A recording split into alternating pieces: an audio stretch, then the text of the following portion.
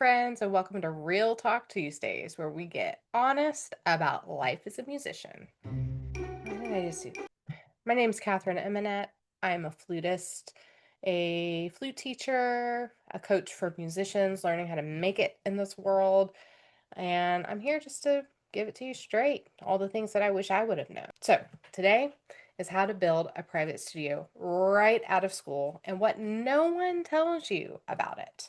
Because if you think it's just about branding yourself or being impressive on Instagram, I'm here to shift your focus. This is about people, not platforms, service, not your status, and that's where your studio begins. First, you have to forget your resume.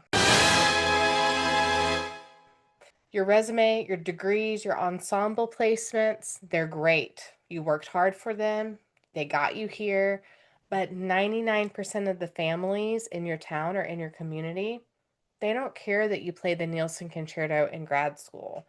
They don't even know you can major in music, and that's okay. This is what they care about. Will you make their child feel confident? Will you help them enjoy music instead of dreading it? And can you explain things to them without making them feel stupid? That is what builds a studio and recruits students. Not a master's degree, not your concerto performance. It's your ability to connect, teach, and care. So let's just talk about something that just really gets my goat, as my grandmother would say. And I've heard this way too many times.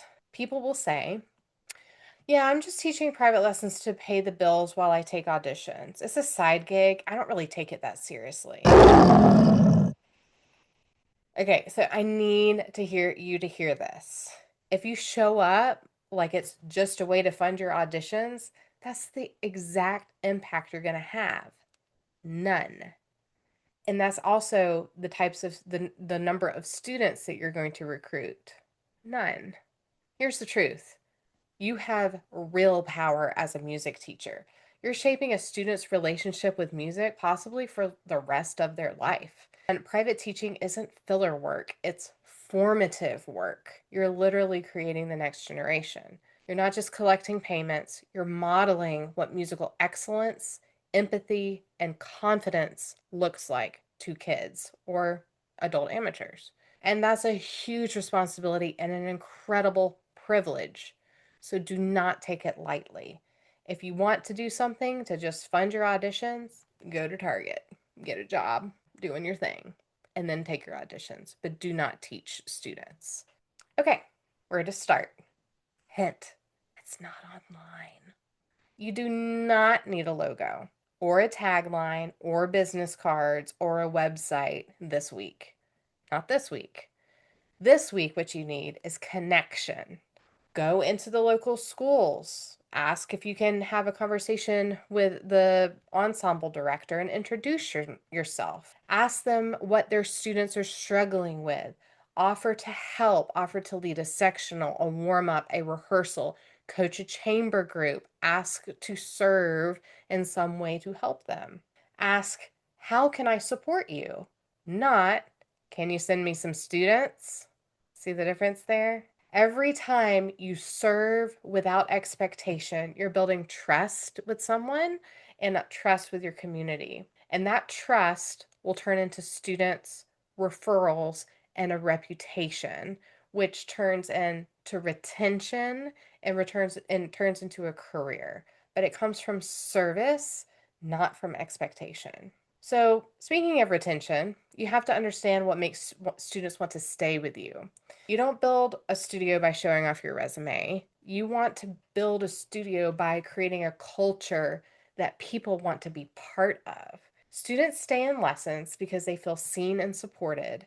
They feel like that they're part of something bigger than themselves and that they're important in that. And they're growing, not just musically, but personally. And it's our job to build that space for them, to help them love music, not just to be good at it. And when you create that type of community and culture, they'll talk about you and then they'll invite their friends and then they'll become your biggest advocates. And then recruiting turns into a no brainer.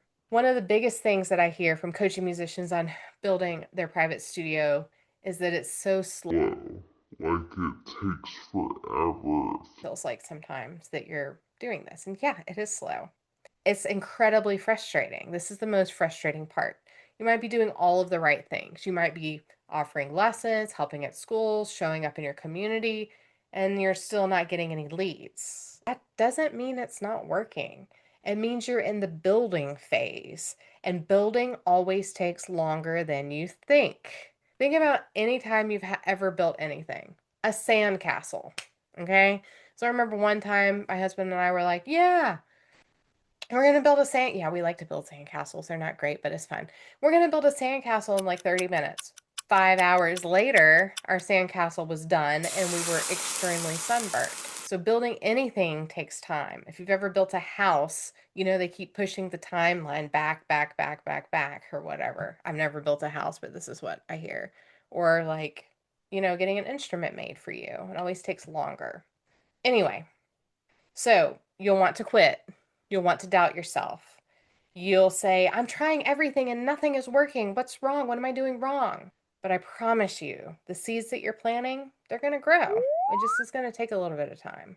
And this isn't instant gratification. This isn't like, oh, I'll just teach a few private lessons to make an income. No, it's not instant. It's long term, and it's because you're going to have a deep impact. So this sounds all great and good. You're like, yes, I'm on board. But how am I supposed to do this? Well, I can't really tell you all the things you have to do, but I will give you some nuggets of advice to help you get started. So, how to take action this week. So, if you're just starting out, do the following instead of panicking.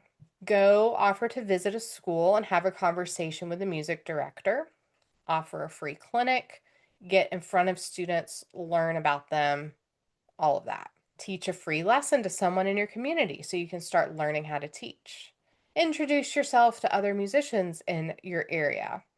And especially for public school teachers, ask them, what support do you wish you had from private teachers? And then listen more than you talk. Listen to what they have to say more than you talk about yourself. And say yes to things that get you in the room with these people. And don't sit behind your laptop thinking that, this, that, and the other will bring you instant students.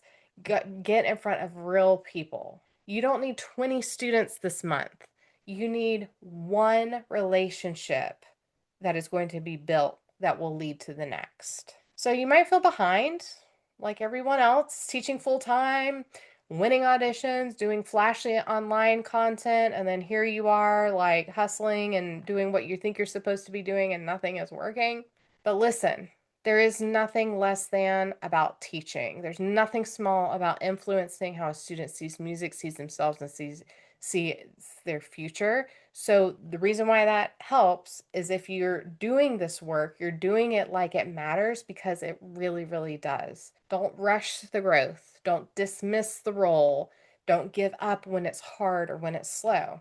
Keep showing up, keep serving people, learn how to talk to teenagers so that they'll trust you and not roll their eyes at you or give you the blank stare. Learn all of those different things. Talk to people. Try. You've probably never ever had to have those types of conversations. Learn about this new world that is outside of school, in the trenches. And yes, even though we went through it as students, it's changed a lot. And even though we went through it, it's different being on the other side, being a teacher. So you have to learn how to communicate in a way that's meaningful and that will get people to buy in. Trust that the impact that you're making now is going to last longer than you think, that it's going to lead to more and more opportunities for you, and then it's going to influence lives. So you've got this. Keep going. Only do it if you love students and you love teaching. Please don't do it just because you think it's easy money, because anyone who started teaching privately can tell you it's not easy. It's a lot of work. It's a lot of hard work. So enjoy the ride, learn from it, and we'll see you next Tuesday.